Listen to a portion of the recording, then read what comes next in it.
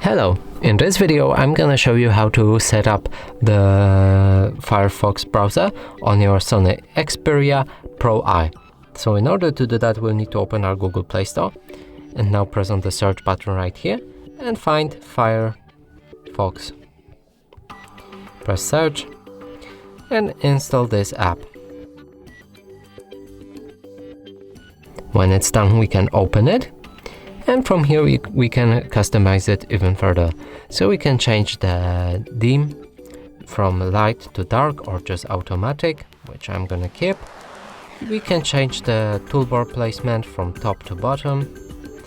We can enable the standard default settings for our always on privacy settings or make it strict.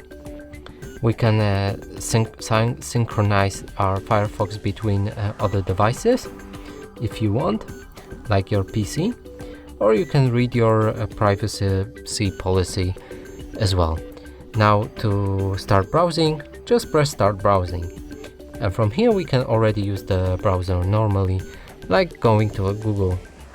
And that's it for this video. Hope you like it. Please consider subscribing to our channel. Leave a like and a comment below.